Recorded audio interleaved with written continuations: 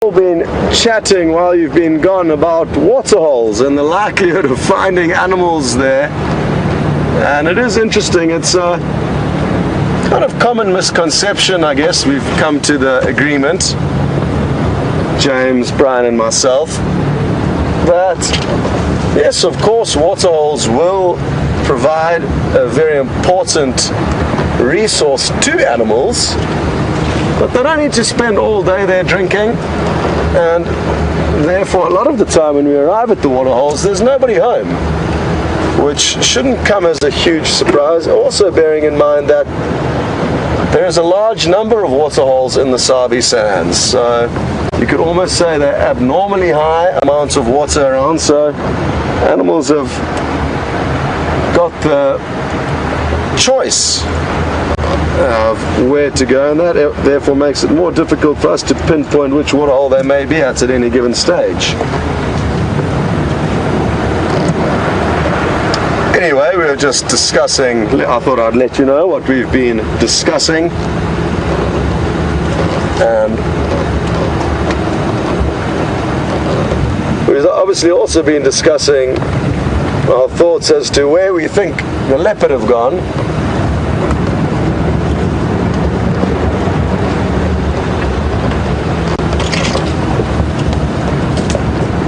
But our theories on that matter are varied and inconclusive.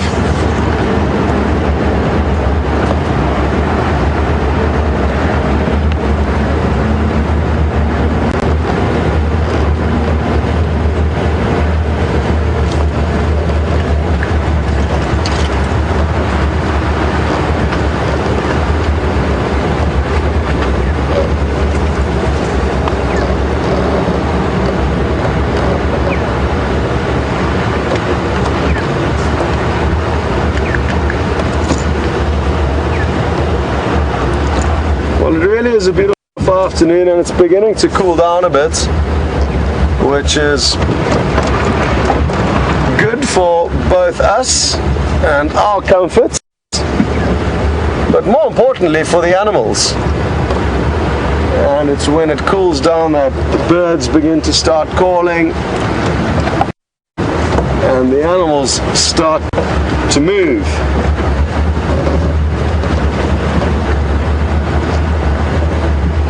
Because currently they all appear to be hiding from us, as you can see. But that can change at any moment around any one of these corners.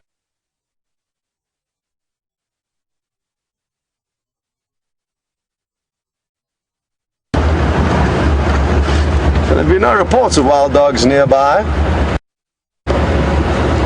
It wasn't long ago that there were a pack on the property, and James and Brent and Mark were around to enjoy that.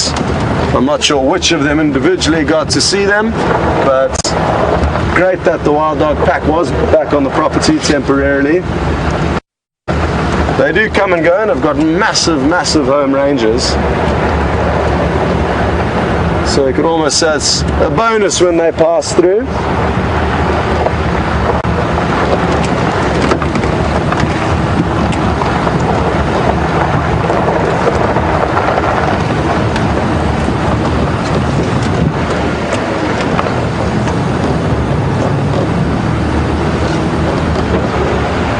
Now, I cannot resist the temptation of doing one more loop. Now, it may be the same scenery that we've already seen this afternoon, but it's a gamble that I think is worth taking. So here we go. Lap number 2, in hope of either a leopard's cub or hopefully both. A female and an 8-month-old boy.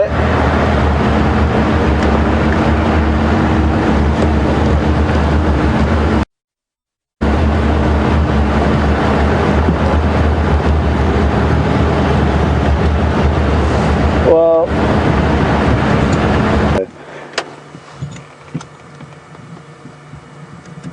Good afternoon and welcome. I thought I just heard something there. Apologies for that.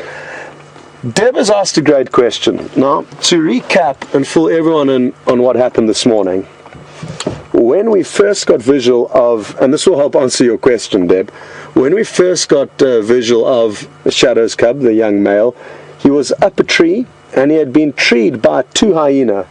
I think the cub had possibly attempted to catch an impala, which it will do. It will try and catch things, and it is inquisitive and quite bold. Usually those smaller things like squirrels or gerbils or little birds, maybe mongoose, and it'll do that when it's left alone, when its mother goes out to hunt, and it's then that it'll have time to practice. Anyway, 2 hyena caught wind of him, chased him up a marula tree. We had only been there about a minute or two, just arrived at the sighting, and we heard him contact calling. Now, I wasn't sure if he was calling out of frustration, because he was facing the hyena, but I did immediately say it is kind of strange, and it's quite possible that he can hear the mother's contact call that we simply cannot hear, and he could have been responding to his mother. Sure enough, within the next few seconds, he got up in the tree and started coming down. Now, the hyena was still very close by. You could see the hyena, probably not even 20 feet away. But he managed to, I wouldn't say sneak down the marula tree, he jumped off into a bush willow nearby and made quite a mess of his descent. But then managed to slink off and headed straight to his mother. We saw them reunite, and then the mother started beelining straight south. And I thought, well, this is good. She's going to take us straight to a kill, and they're going to go and start feeding on it. They traveled for about a mile, and then we lost visual of them temporarily as they crossed into a property where we could not go. And then thankfully they popped out on this road somewhere, I think just in front of us, and crossed. And just before they crossed, she started growling at him, and he started keeping his distance. Now, before they'd been playing, running, tumbling, and everything was jovial and happy. Then in the few moments that we left them, her mood had changed, and the reason for that, I think, is simply because she wanted to collect him and move him from one area where she left him in order to get him into an area where she then intends to hunt. So keeping track of where he is so that she can continue hunting, which is her main goal. If she cannot feed herself, she cannot feed him. So she will continue to focus on hunting as much as she can. And Deb would like to know, why does she not take the cub along when she's hunting? How will he learn? And he will learn when he's on his own, chasing small lizards, butterflies. They've got a natural instinct to chase things, and it's an art that with leopards they will need to hone on their own, and that is how they survive. They do often battle when they are initially kicked out of their mother's care and catching their own food, but they make a plan, and it wouldn't make sense to have him tagging along while she's hunting, because again, it's more important for her to worry about feeding herself and then him than to take him along and try and teach him to hunt. And if he just kept spoiling every hunt, how would either of them eat? So I guess it's unique with leopard. Cheetah will sometimes keep their cubs fairly close to where they are hunting and even allow their cubs to kill and dispatch prey that they have caught. Lions are no different, but again, they have the fortune of this cheetah being incredibly fast, lion being able to hunt as a pride, as a group, and therefore having their cubs tagging along probably doesn't have as much of an impact as it would on leopard. In the same breath, there's nothing to say that while she was moving this morning with the cub over that kind of 1 mile distance, they could have come into something, and he may have laid down and realized, or he may have blundered a hunt, and then she may have swatted him a few times and snarled at him. There's a lot that we don't know and see with individual leopards and their individual relationships with other adults or their cubs. So there's always going to be a few different theories on this matter, Deb. But I hope that answers your question. Another question that has been answered by Mother Nature, and that was a question that we asked her, is where are the leopard hiding? And she has answered with a question mark. Silence. No clues, no alarm calls. So what we now do is continue. and make sure he's not hiding behind us. And we'll do one more loop around. He shouldn't have traveled too far from here. But then again, they have a mind of their own. And just like humans, mood will differ and behavior will differ from day to day. So what he did yesterday is not necessarily what he's going to do today.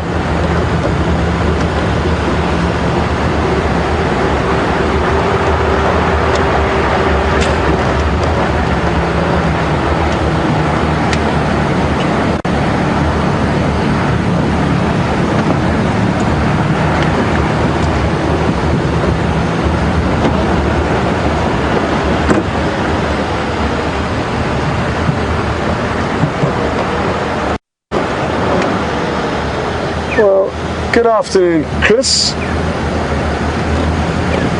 And thanks very much for sending your question through.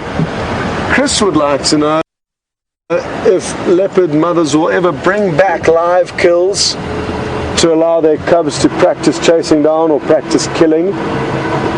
Never that I've seen. But I guess with smaller kills like that of a scrub hare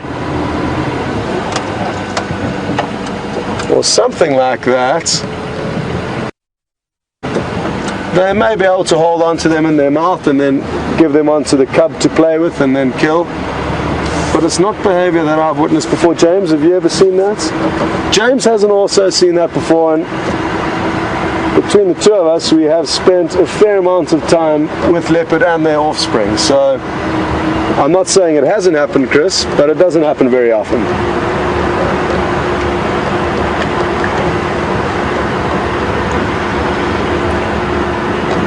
Well, I've got some great news, folks, and Brent has managed to find one of the harder animals to find out here, and we don't get to see them very often. It's not a small animal, but it's fairly rare to see, so enjoy spending time with Brent and his special animal, and we will catch up with you a little bit later.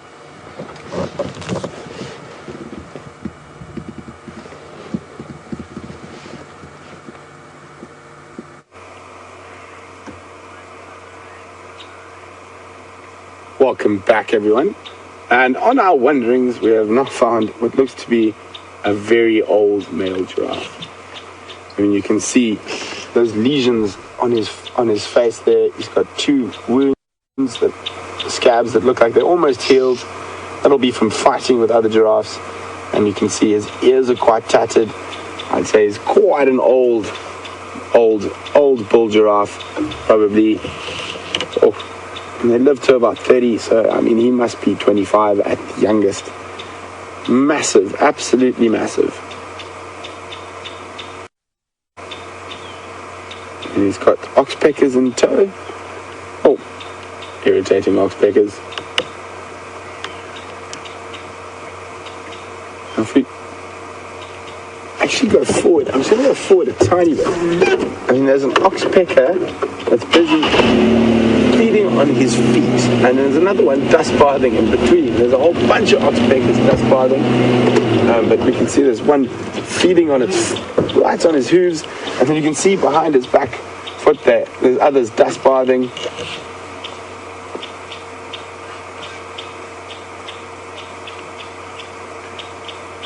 A mobile snack machine for an oxpecker, the giraffe, and most animals out here. So it looks to be a whole group of oxpeckers, some feeding, others dust bathing around the base of his feet. And he's just standing there. As I said, he looks like quite an old giraffe bull. Those huge hooves. There's quite a bit of wear on the hooves. Also a good indicator that he is quite old. He's probably survived a few lion attacks over the years. just a quick update. We went to go have a look at Gary Dam, where Dana was kind enough to send us to say she heard guinea fowl and Haida ibis alarm calling. And once we got there, the guinea fowl and the Haida, we saw both were very relaxed. And what probably happened is that a bird of prey would have flown over, and that's what would have caused them to alarm. But if you've just joined us, we're out on a sunset safari here in the Sabi Sands in South Africa. We've been having a fantastic time out here. Wonderful late afternoon light coming through now. And I know Scotty was on fire this afternoon, managed to find you that young male leopard again. And we've been looking at some trees, and now we're looking at a nice big male giraffe. Quite an old male giraffe. And he's walking down a big game path that leads up from Sydney's Dam. So he probably went for a drink, now heading back out up onto the crests where it's a bit warmer. Oh, he really has been in the walls. If you look behind his head and his ears, I just seem to just be holding on. There's lots of lesions from fighting. He's had a very long life, I think, for a giraffe. Just move forward a little bit.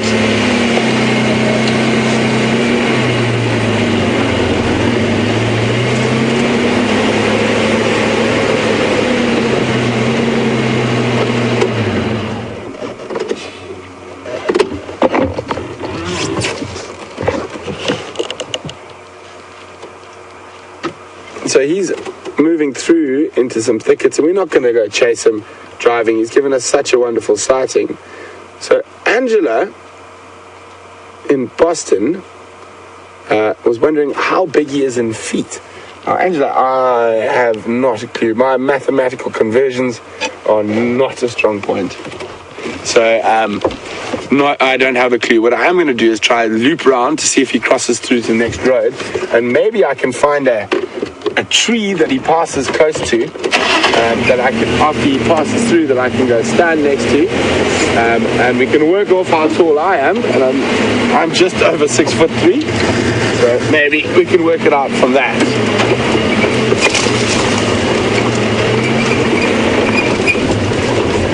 And we'll try that way first, otherwise I'll have to do the maths. So hold on, we're going to go a little bit faster because he's quite close to our boundary. I would guess he's probably close on 5 meters. Very, very big male giraffe. Probably between 4.5, well, let's say 4.5 to be on the safe side. Whee! Ferrari Safari!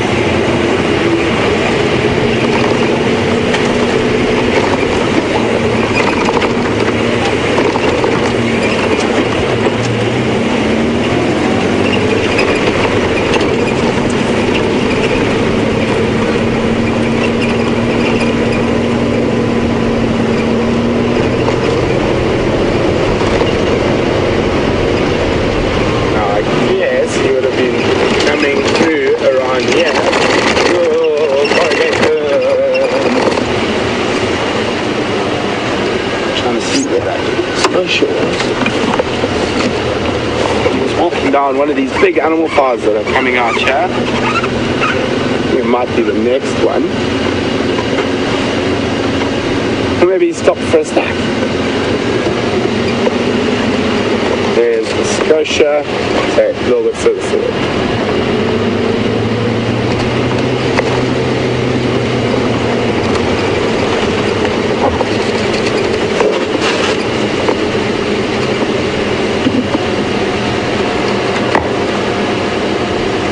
Elizabeth. Elizabeth would like to know what age, there he is, spotted, do giraffe live to? Elizabeth, around 30 years old.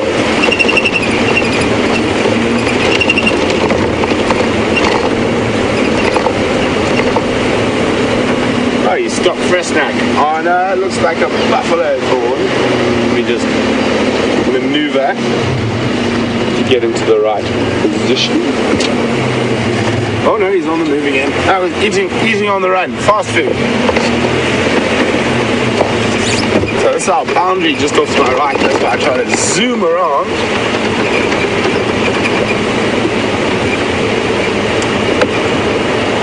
And there he is. He's on a mission. Maybe he's looking for ladies.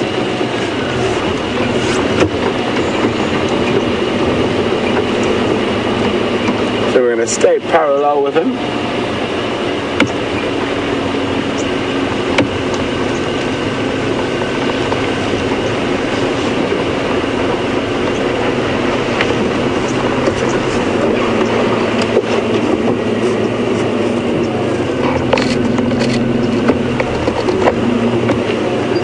So guys, it looks like he wants to come across on this game path next to us.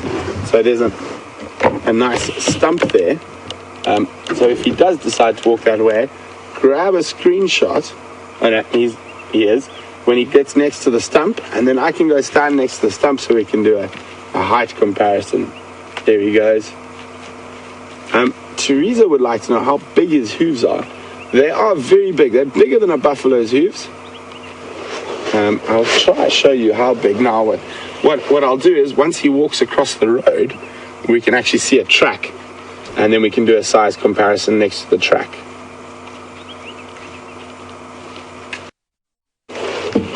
Definitely an old gentleman.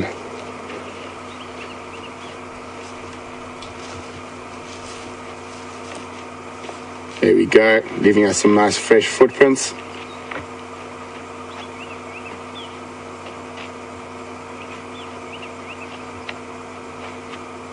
And off he goes into our neighboring property.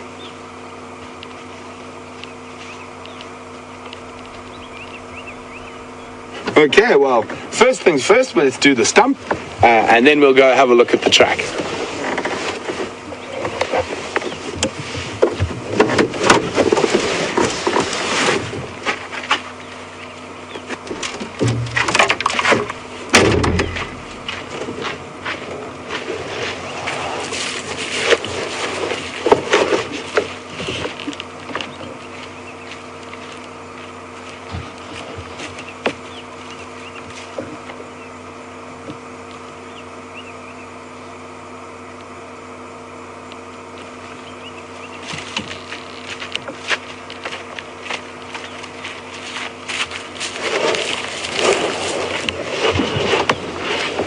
So, I'm 6'3", so how many of me's equals one big male giraffe?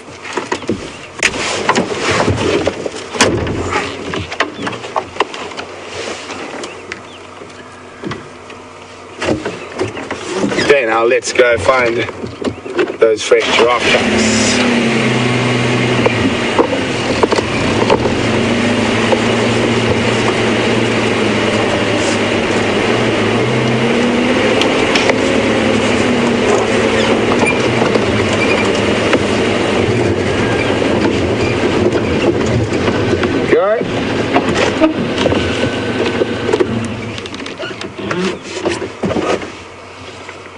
Now let's think of something that everyone will know the size of.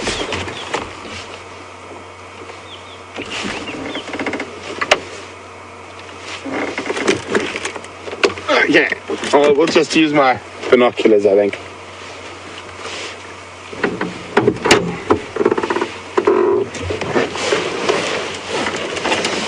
Okay, so I'm gonna just put my binoculars down because it's going to be a bit hard to hear me if I'm down there. And I'll show my hand and my binoculars, and then we'll have a look at the track. Let's do this one. Actually, this one's better. You got it? Yeah.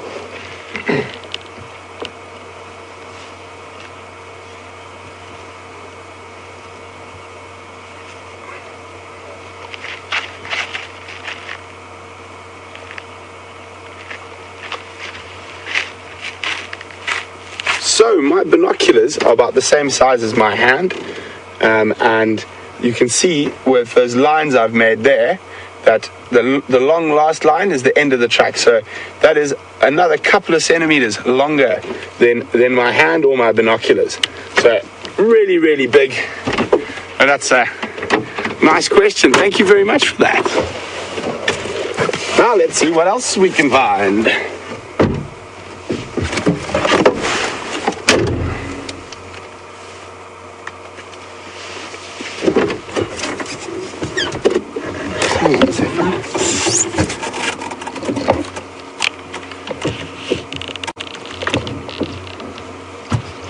So I just thought I spotted something walking in the road, but it wasn't.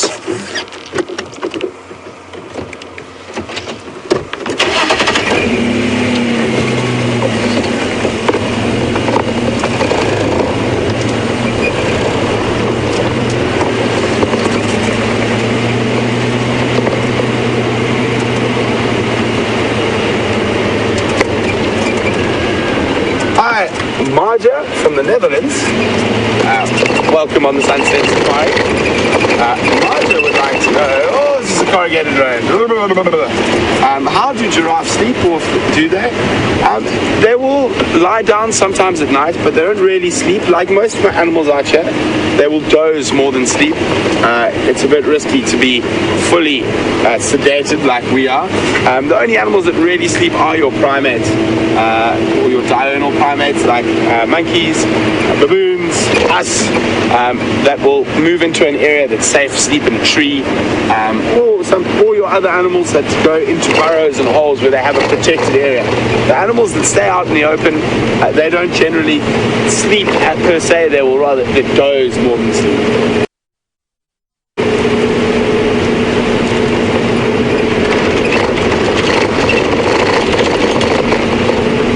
So we're going to try and get off this main road as fast as possible. I think I'm going to go a little bit fast because the sunset is about to go down. I'm just going to get us in a nice spot to have a look at that.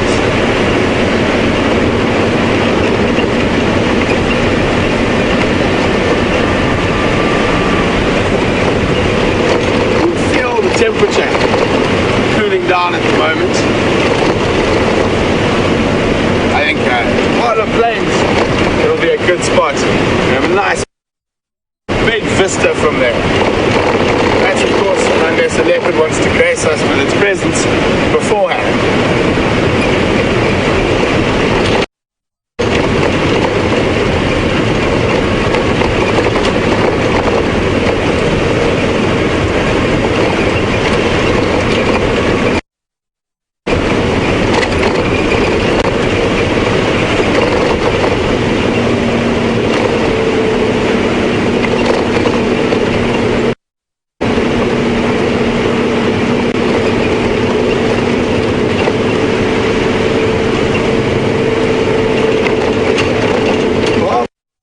Thank you very much, Cecilia, Kathleen and Rocky, who have informed us that 3 Brents equal 1 very big male giraffe.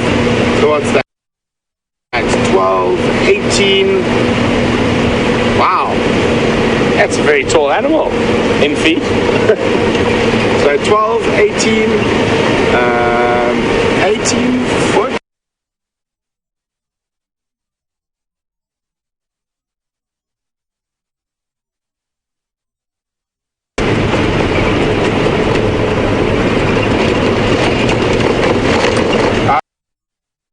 Pamela and Lynn seem to disagree. They think it's 2.5 Brents. Wow.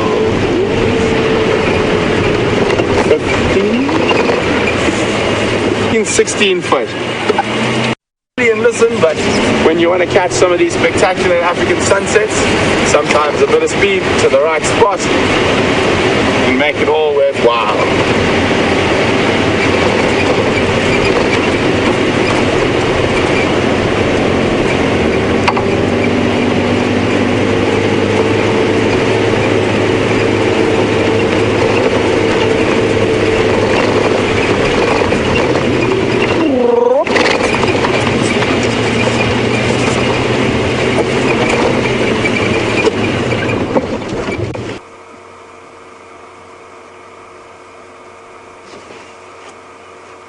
are incredibly privileged to do what we do and to be able to share the African wildlife and bush with you.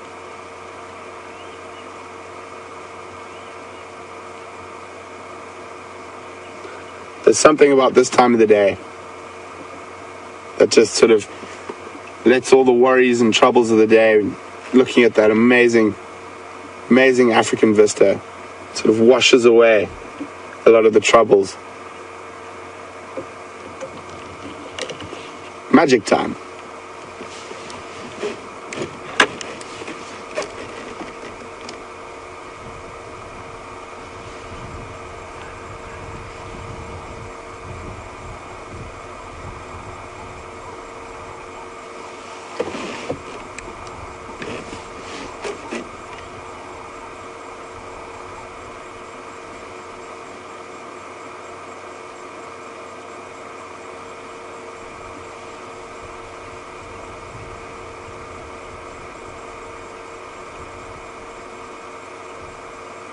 You can hear a few birds chirping, but all in all very, very quiet.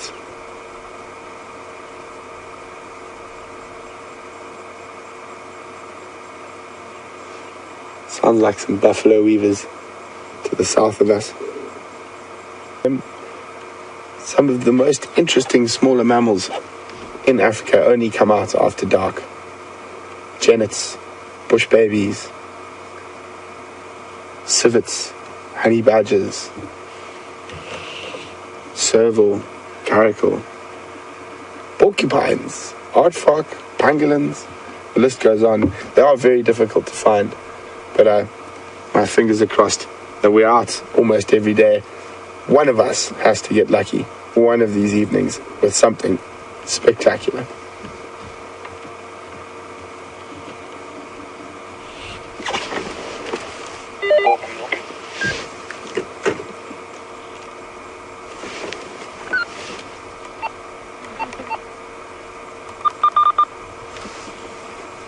There you can see Drakensberg Mountains to the left.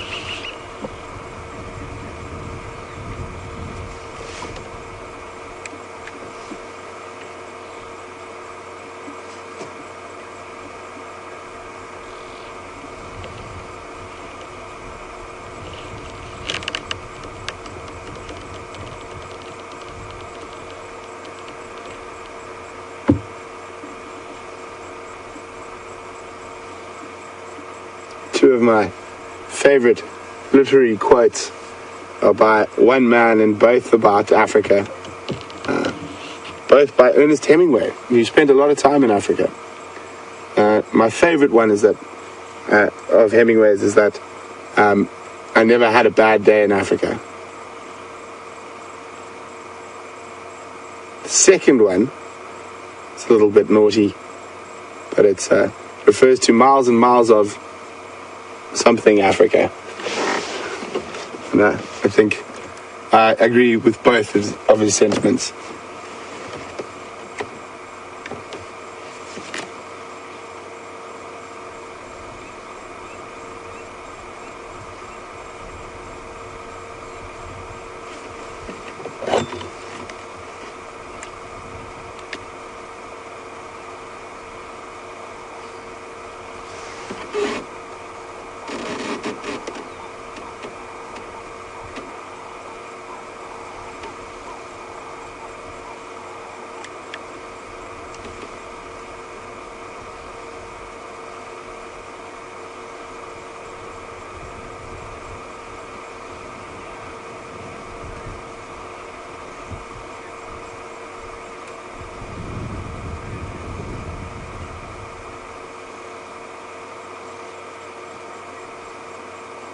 Now, it's incredible to think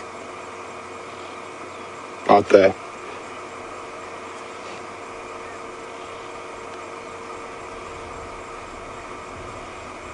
Oh, thanks very much, Lynn. Lynn is saying we have a very beautiful office. We do. We're very privileged, and we really do love sharing our office with you. And we really do appreciate all the questions and that you do send in. it's an honor to be able to share our love and passion for Africa with so many of you all over the world.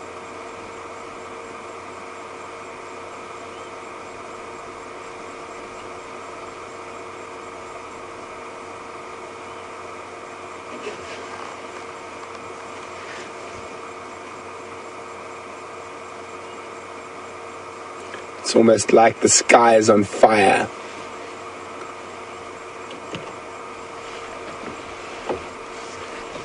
So it's incredible that we are live. You're watching the sunset at exactly the same time as us.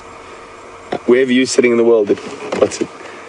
9 a.m. in the morning in the North America and Canada, and the sun is going down here on the southern tip of Africa, and you're able to experience this with us.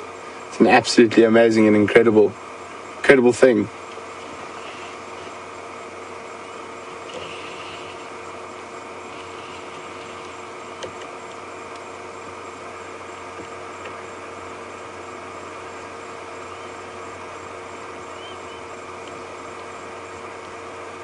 And it's gone, just like that.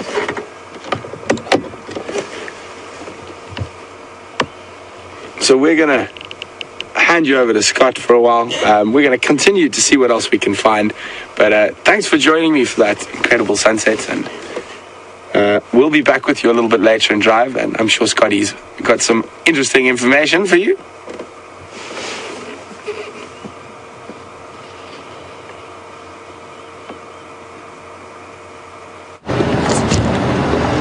Welcome back, everyone, and it sounds like you've been having a magical evening with Brent as well as a big old giraffe, and really happy that you got to spend some time with the giraffe. Now we've found some shorter but equally pretty herbivores, and they're just off to our right over here. They're a mixed herd of impala. There's some females, young males, medium-sized males. They could all be at an age where they are either not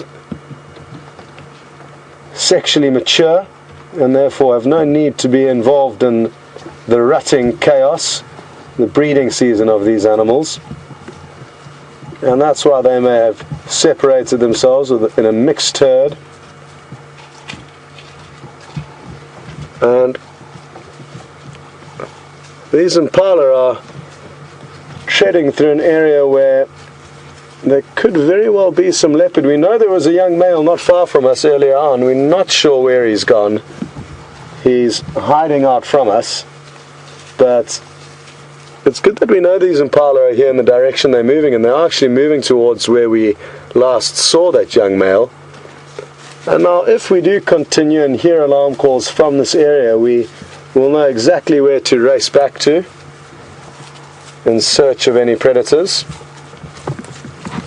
But before that happens, we are going to continue on and see if we cannot find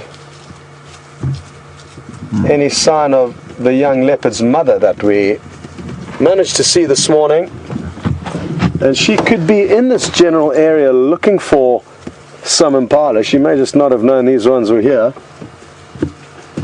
Well, who knows? Maybe she's stalking them right now without us even knowing. Anyway, I don't think that's the case, so we're going to continue on towards the Arathusa airstrip, which is an area simply from reports that I know she likes to spend time, and she was heading in that direction the last time we saw her this morning.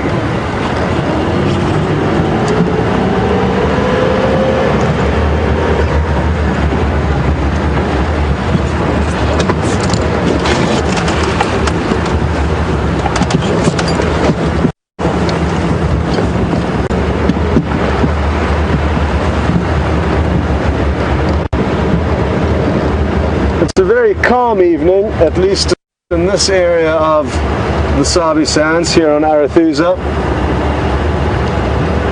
Not too much bird song. A very tranquil evening. There's not a breath of wind, and it's cooled down to very, very comfortable temperature, which we are all enjoying thoroughly. Now, a lot of you may be wondering why we've decided to invest so much time in this area where we got a visual of this young male leopard a little bit earlier. And that's simply because there's a strong likelihood that he'll still be in that area and not have moved too far away. Now, the reason for that is that obviously his mother is going to come back into the area where she knows she last saw him and try and contact him. Now, their hearing is great, so there's nothing wrong with them moving off a short distance because their senses allow for that. But he's not going to, in all likelihood, move too far away. Now, despite all of that, we didn't have any luck finding him, but it certainly was worth investing time in it. From my side personally, I guess it's also because we seldom actually get a chance to see him, and it's only been more recently that Shadow appears to be spending more time on Djuma, that we have been seeing more frequent visuals of him. When I saw him 3 months ago, he was close to the eastern boundary of Arathusa, about 3 miles or 4 miles from where we are. Sorry, the western boundary. So it's been interesting to note how his mother's territory appears to be shifting and shifting towards the east, which could mean she's slowly ousting her mother called Karula, and that's not unheard of with leopard. And it kind of makes perfect sense. Young female will be in her prime as her mother starts becoming older and less capable of occupying a large territory. Now, what we found here appears to be an active breeding herd or rutting herd of impala. It's going to be very difficult to show you as it's so thick, but you might just get glimpses of a male who's closely trailing a female. He's just disappeared behind the bushes there, but you can just make out his horns when he lifts up his head. There we go. And I know the visual's not great now, but it is interesting to see that nearby that inactive herd regarding rutting, this herd looks like a far more likely rutting herd. There's lots of females, a few very young males that will be tolerated by the dominant male of this herd, and all of their mothers. There's the big male, who's in all likelihood currently in charge of all of these ladies, and you can see him rubbing his orbital glands there, scent marking essentially on that little branch, and that they'll do during the rutting season to peg out their little patch of land. And because it's such a busy stage of the year for male impala, they may not be able to occupy this patch or all these ladies for the duration of the rutting period, but only for a few days or a week, and then another male will come in and take over. Now, this is a good opportunity for us to move along, and very fancy camera work there by James, who's trying his hand at it for the first time, so hats off to him for his camera work. I'm just going to try and creep forward. I didn't give him a very easy opportunity there to prove himself with all those bushes, so sorry about that, James. Baptism of fire. But that was very good work. And the impala have all moved off into even thicker vegetation. And you'll see, like his coach, Brian, he briefly deployed the thumb there.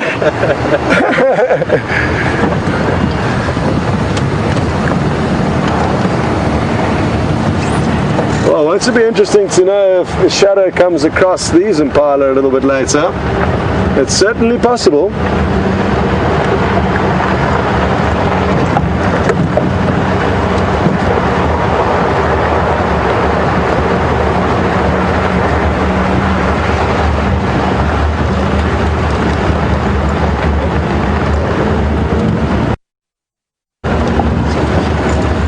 Now, just to let all of you know, sadly I'm in currently a bit of a black hole with regards to communicating with the final control.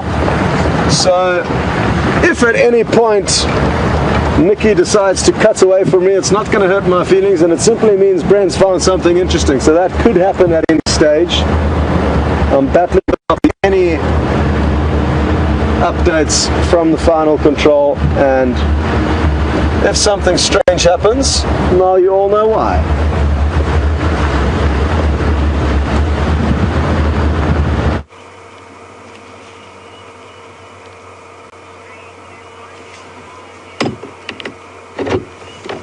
Welcome back, guys. It's quite a strange little scenario playing out here at the hyena den. There's one youngster here, so we're not going to stay very long. Obviously, we don't like staying around the den when there are no adults, but we just decided we'd show you very quickly. There's a dead emerald spotted wood dove on the ground, and to say how this arrived here is near impossible, but maybe a predatory bird dropped it, but this little hyena cub doesn't seem to know what to do with it.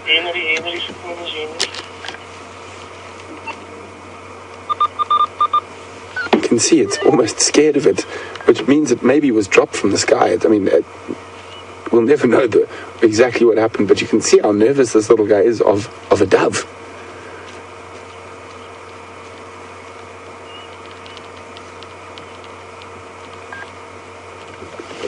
Very strange. Oh, picks up a bone instead.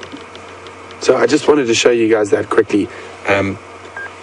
And as I said, it's getting a bit dark. There are no adults here, and we don't want to attract any unnecessary attention to the den. So we're going to leave. We're going to leave now. But a very strange behavior, and I'd really wish I knew where that dove came from.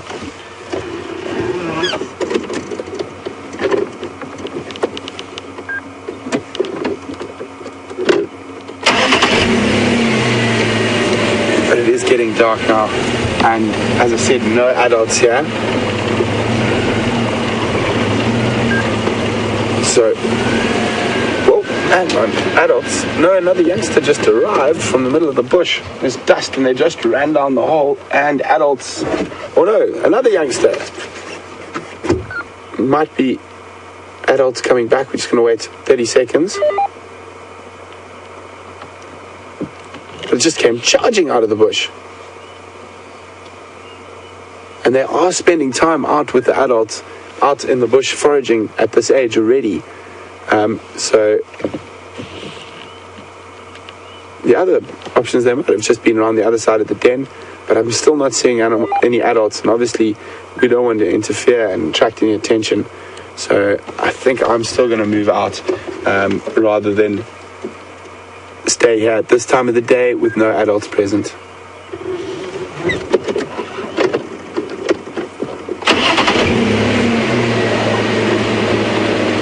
Oh, head popping out.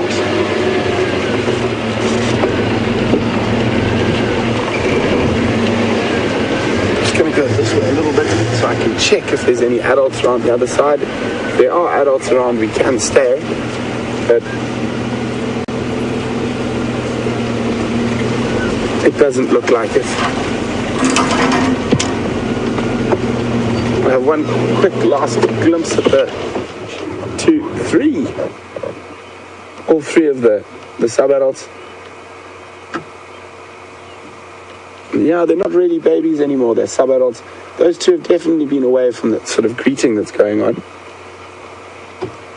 And they are nearly at an age where we'll be able to view them without adult supervision, but I'd rather not take any chances.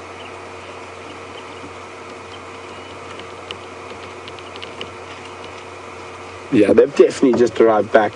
Little greeting ceremonies going on. But with no adults here, I'm not comfortable staying, so we're going to move on and let them be hyenas without voyeurs.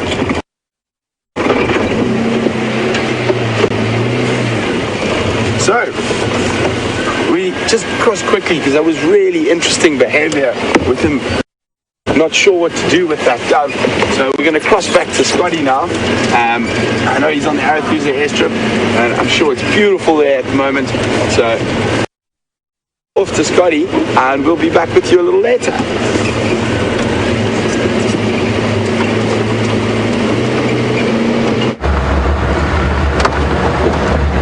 Welcome. Would have been one thing that would have put huge odds against happening this afternoon, yet it happened. So really glad you got to be involved in that interesting sighting with Brent and Andrew. We made our way up along the airstrip, didn't see much, and now are making our way for one final trip through the area where we last saw Shadow's cub. Failing that, we will continue on to a new area and see what else we've been missing out on this afternoon.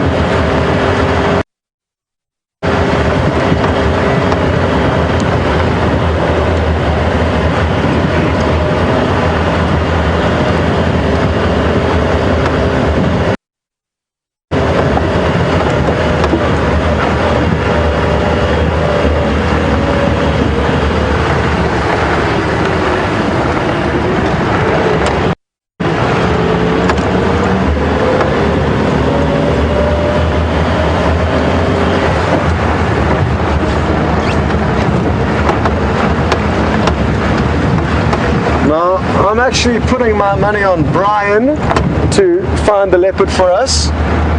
It's often the case that the cameramen outperform the presenters when it comes to spotting the animals. And because James is still currently more of a presenter than a cameraman, he's going to continue in the cameraman bracket, the presenter bracket, therefore leaving Brian to save us, basically. This is up to Brian.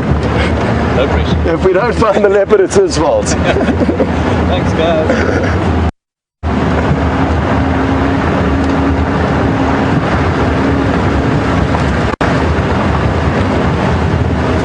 And to be fair, Brian does have a distinct height advantage over all of us. He's a very tall member of our team, and he's basically got a bird's eye view on the surroundings, which will aid him in spotting this spotted cat.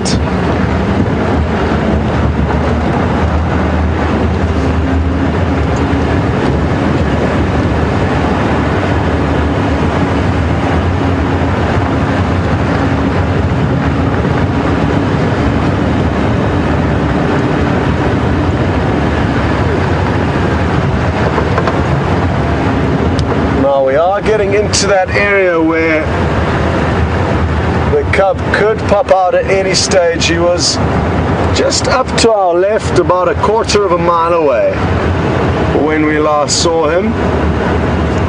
We did have tracks of what we think are his tracks from after we left him, heading up and down the road.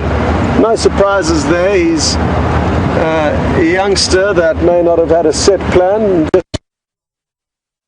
His mother left him, and despite James heading off and trying to do some tracking and us looping ahead and picking up on roads, we didn't have any luck coming up with the leopard earlier. But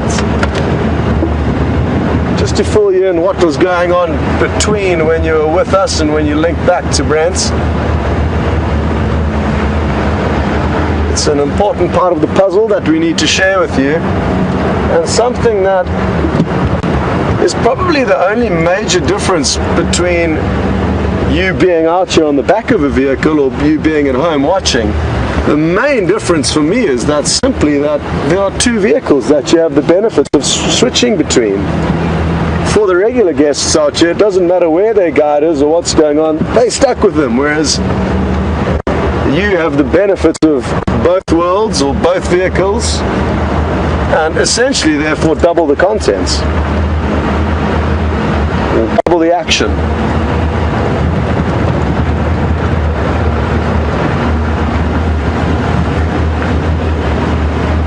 And thankfully Brent has been spending a lot of time entertaining you all this afternoon.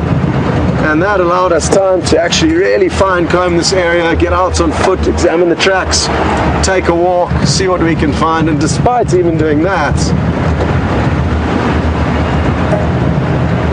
we came up with nothing. So very glad we got a glimpse of him earlier, and it was a really pretty sighting of him perched up on the termite mound. And it was also great, the last images we had of him, because it was so well camouflaged in the vegetation that it was hard for all of us to see him.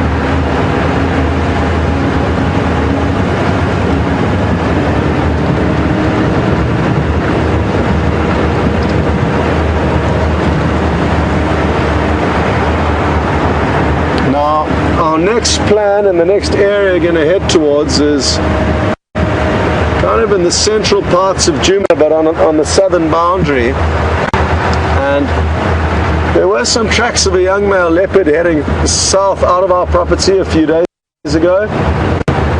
And I'm hoping that it was either Djuma or Quarantine, one of two brothers, who are beginning to expand and move further afield as they are in all likelihood being forced out of their home territory where they grew up under their mother's guidance, and also within their father's territory. And now, because they are becoming sexually mature, their father would naturally be starting to force them away. And not only that, their own inquisitive nature is beginning to grow and expand, and they are wanting to move off and see what else lies out there. Now, as I was saying, that leopard a few days ago crossed over this road from left to right. I'm hoping that in the next few minutes he's going to be crossing over from right to left, and we'll take over from there.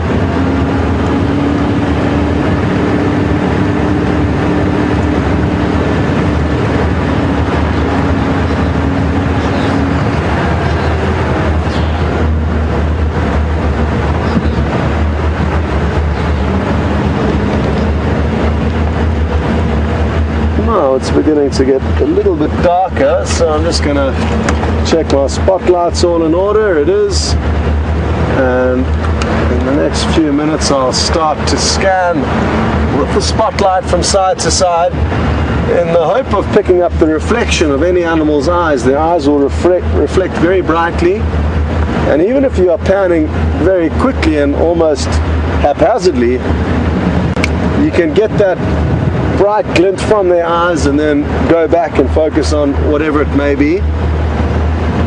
For those of you who are new to the show, it's important to understand that we will not shine the spotlights on any of the daytime animals, so mainly the herbivores essentially, as their ability to recover their night sight is not good. It'll take them longer than the carnivores or nocturnal animals whose eyes are designed with the ability to be able to see in the dark.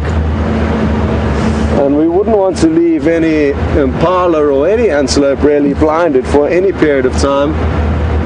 Imagine how terrifying that would be, being left blinded, not knowing what's around you with all these potential threats around. So that is why we won't shine on any of the herbivores, but we will shine on predators, nocturnal predators like lion, leopard, hyena, and a host of much smaller nocturnal critters, from bush babies to mongooses to honey badgers, if we're very lucky. So that's what we have to look forward to now. The animals are changing shifts essentially, some of which will operate day and night, others strictly only at night, and others will still be maneuvering a little bit at night, but won't be ideal subjects for us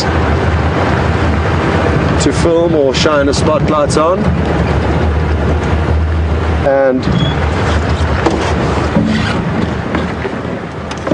often that way be detected by us and not be startled, and if the animals know we're coming, then they'll either get out the way or we'll see them with the headlights.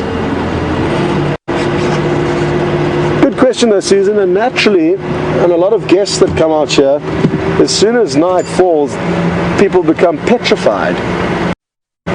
But if you actually think about it, a lot of the animals that see us during the day are going to treat us the same day or night. That is in the vehicle though. So whether we're in the vehicle day or night, we tend to get very, very similar responses from the majority of the animals.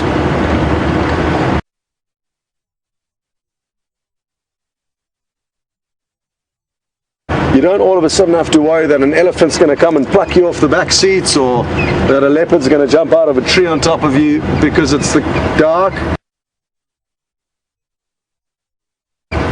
So that's not going to happen. But it is important to realize that if you were walking at night, it would be very different to walking during the day. Especially if you didn't have a flashlight. That would almost be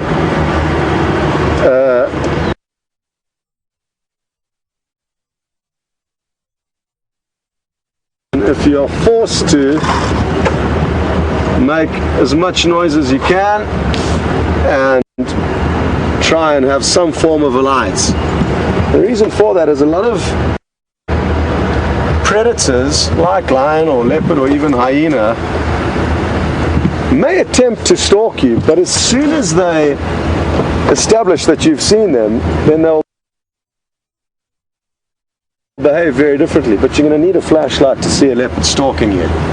If there's no lights and you carry on unknowingly, they may see it as an opportunity to pounce. So I hope that answers your question, Susan.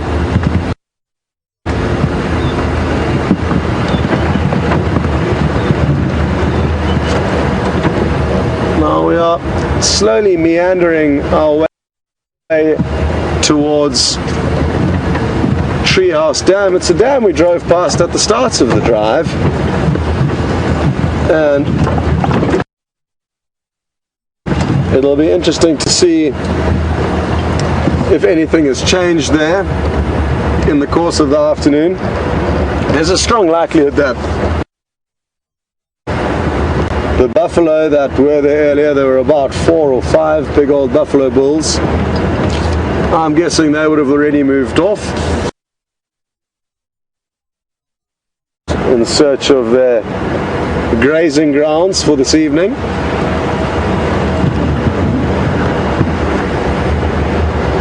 And it's unlikely that any animals will be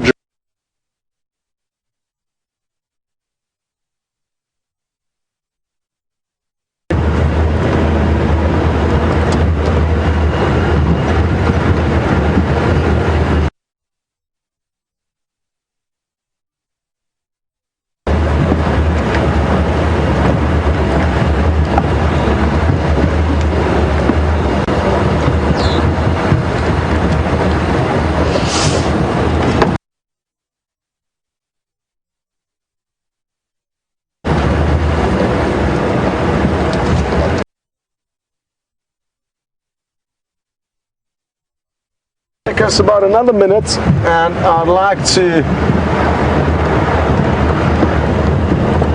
take you with and see if there is in fact anything at the waterhole.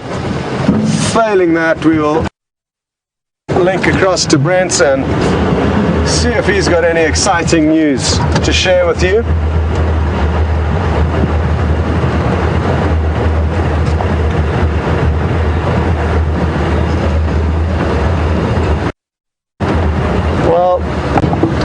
There's going to be no need to do that, because I've just seen from a distance there's a vehicle that's having the sundowners here at the dam, so we're not too interested in them, sadly.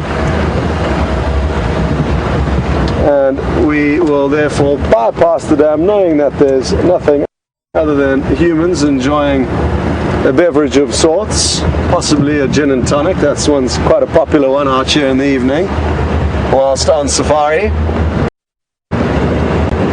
And for those of you who don't know the safari experience and haven't been out to Africa before, it's a very important part of your morning and afternoon safari. You will have time to stop, get up off the vehicle, stretch your legs, enjoy a cup of coffee or tea in the morning, some light snacks.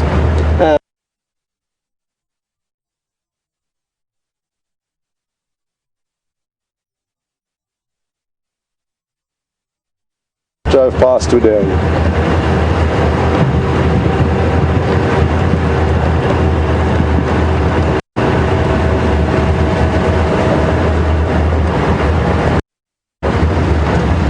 Okay, well, I think it's a good time to therefore head over to Brent, see what he's up to, and we will catch up with you a little bit later.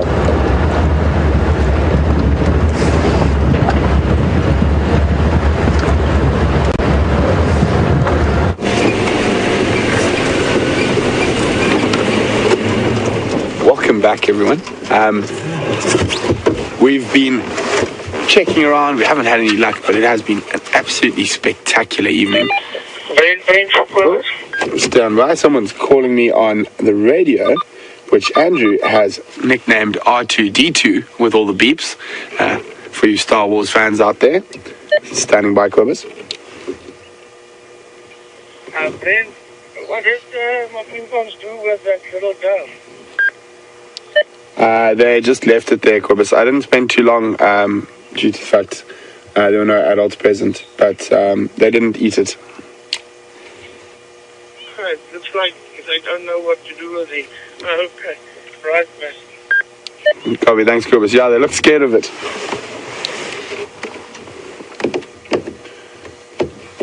Okay, so sorry about that.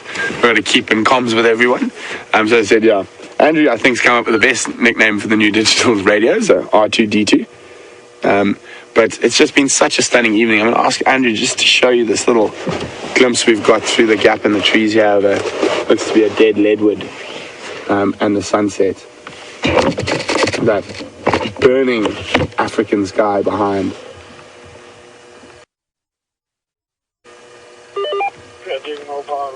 So our plan is from here, we're throwing the dice.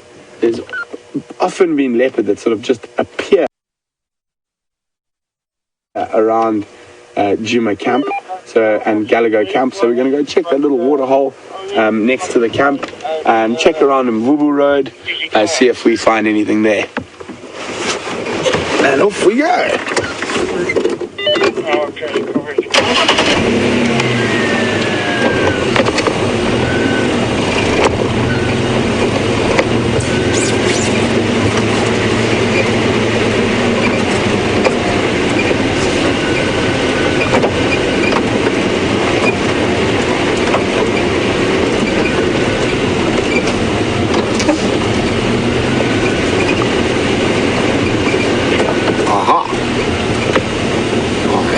Spotted. Let's try getting to that one.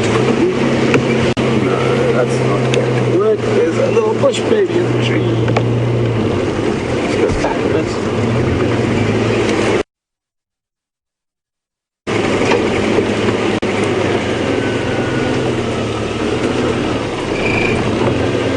Disappearing bush baby.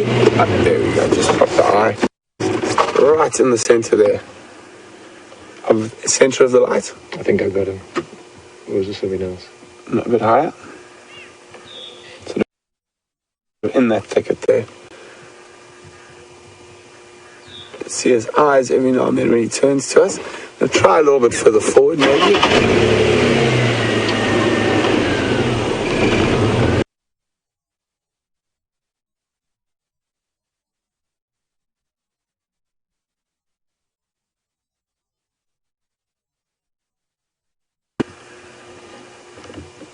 Nope, he's hiding behind that branch there. I'm going to try a little bit forward, but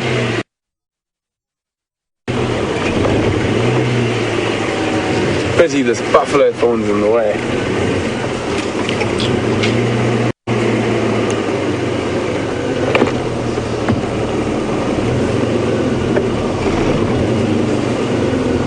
Nope, he doesn't want to be seen.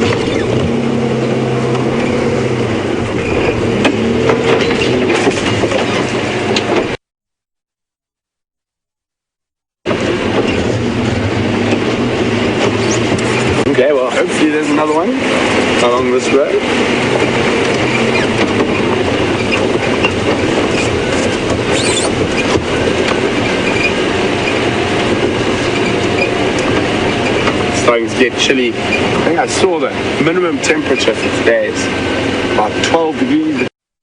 I remember it's 50 Fahrenheit. Colder nights we've had so far this year.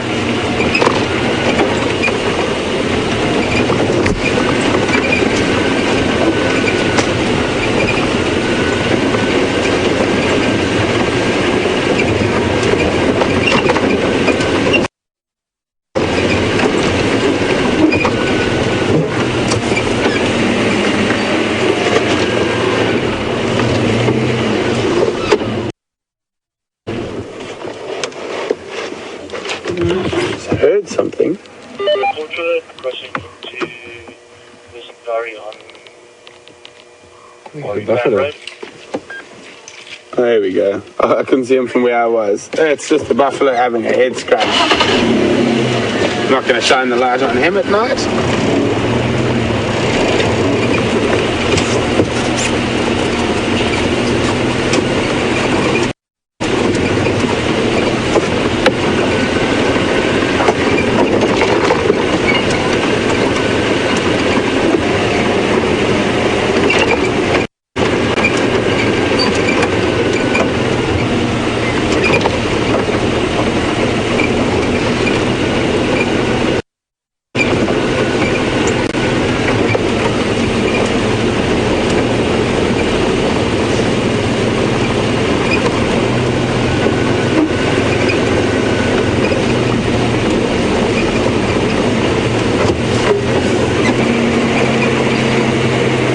Joe from Wales, welcome on the Sunset Safari.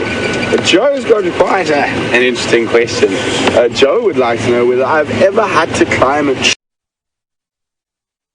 black rhino. I've been chased up a tree.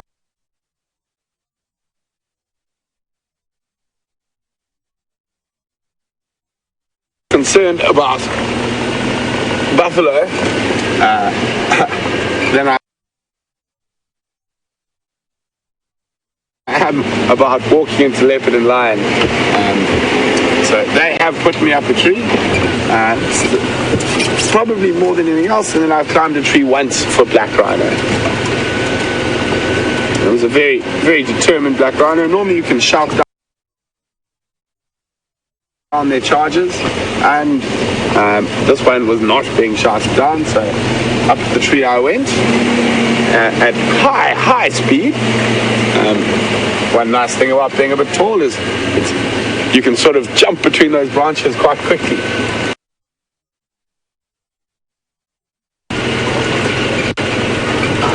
But with all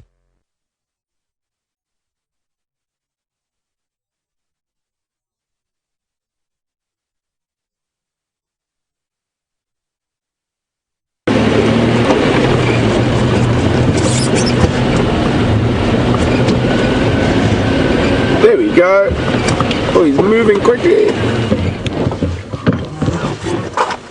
There's a bush baby. He's about to jump up onto that dead branch.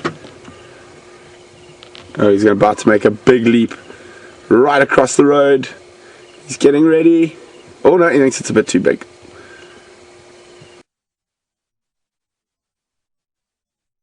No, he's deciding when they have to walk on the ground, it's probably one of the more amusing things you will ever see. They're definitely far more at home in the trees than on the ground.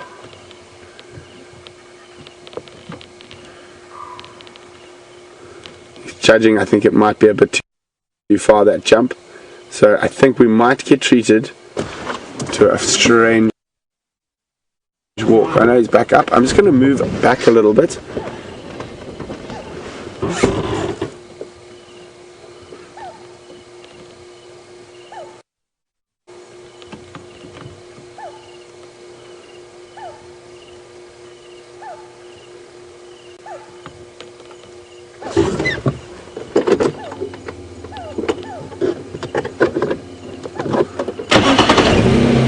Oh, there he went. Big jump.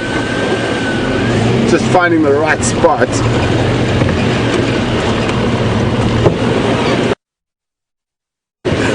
There he is. Made it happily to the guarri bush on the other side.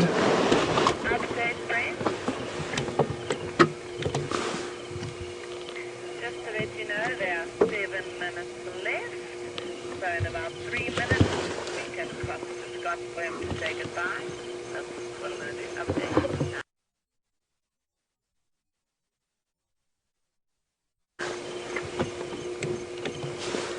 There he is. Fascinating little creatures. Oh, a little scratch.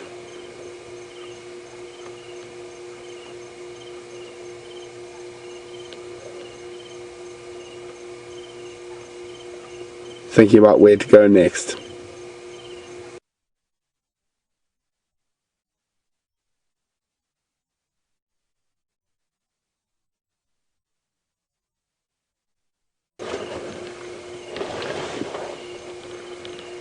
Oh, get ready, you might do the funny walk. That's what you hit there. Whoop. No, there he goes. There we go. Oh, he didn't do the walk, he jumped onto the branch. I'm just going to forward a little bit. Oh, he's so quick. And gone.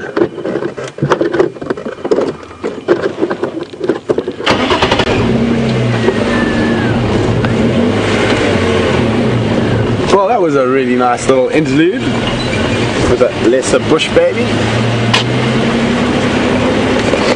Or another name for them is a South African Gallego or Gallego.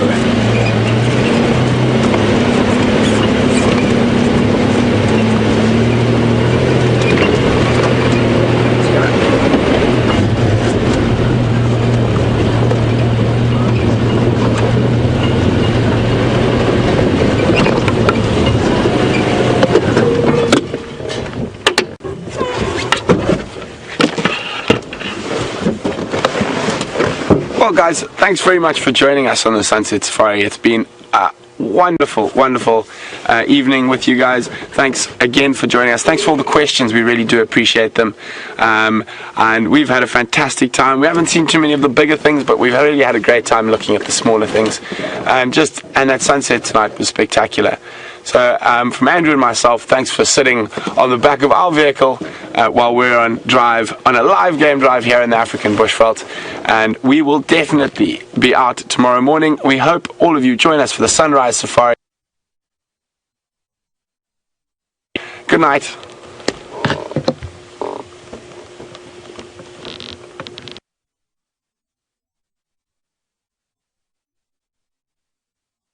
Me desperately to try and find a bush baby, but lo and behold, there was no need for that, because it sounds like you and Brent found one and had a great sighting. So really happy about that. They're an animal that we fairly regularly get a glimpse of after dark, but the quality of the sightings varies greatly. So good to hear that you had a good sighting of those really cute little primates with Brent, and what a great afternoon it's been. I hope you've enjoyed being out on safari with us, and it's always a pleasure to have you all on board with us, and thanks very much for all the questions you sent through. And also a big thank you to not only Brian on camera today, but also James, who's been practicing. As over the next few weeks, both Brent, James, as well as myself will be doing some work on camera. It's a pity I didn't find more animals, considering I had 2 cameramen to spread the load over, but that's how it goes out here. And we've all had a great afternoon with all of you. Now, there are just a few minutes left, and what I'm going to do is position the vehicle so that James has got an opportunity to point the camera up at the moon. It's a beautiful, beautiful moon this evening, and we can just listen and watch the moon for the last few seconds. Also, a big thank you to Nikki and Eugene and the final control. And again, one final thank you to all of you. James and Brent will be out on drive tomorrow, so I'm sure you're all looking forward to whatever they can pull out the bag for you. And until then, enjoy the sounds of the bush and the sights of the moon. See you tomorrow.